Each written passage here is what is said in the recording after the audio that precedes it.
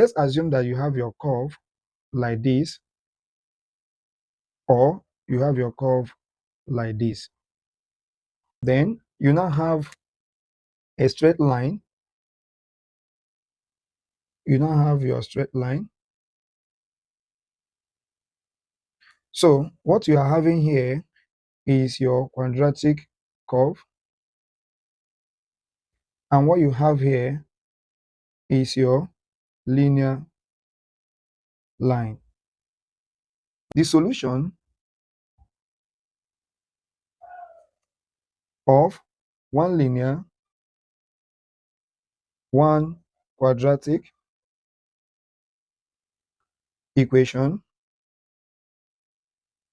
is the value of s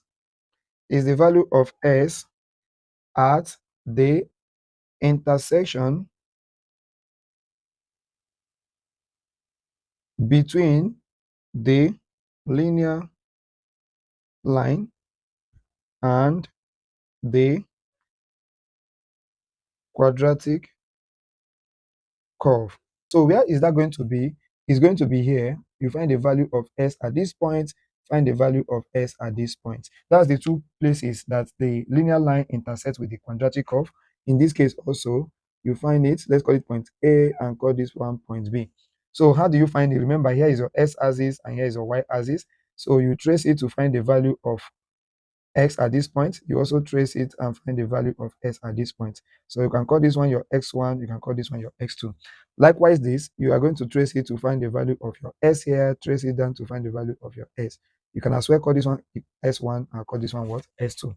So that's how to find your solution of one linear, one quadratic simultaneous equation using graphical method. Then another thing we're going to look at is minimum value, maximum value, and line of symmetry. When you have a curve of this nature, now, okay, let's make it 2. This one here will give you your minimum value, okay, and this one here will give you your maximum value. So first thing we need to notice in this curve is that there's a turning point here, and there is also a turning point here. So the turning point is what is going to give you your minimum and the maximum value. So at that spot, that's where you're going to have your minimum and maximum value.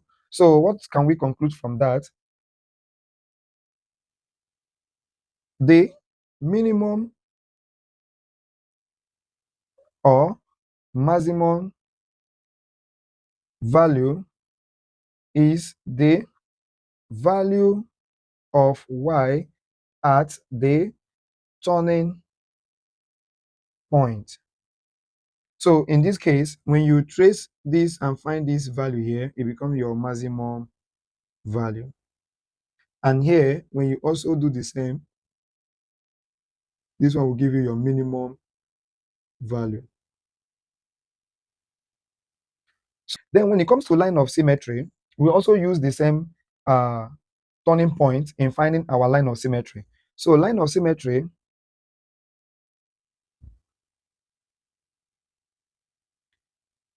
is the value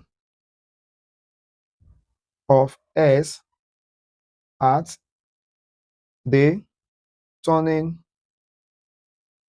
point. So the value of s at this point, so you can see the turning point there. So here is your line of symmetry. This one also, that will give you your line of symmetry.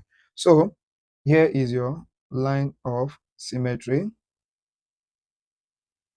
and here will also give you your line of symmetry. So that's how to get your line of symmetry, your minimum value, and your maximum value.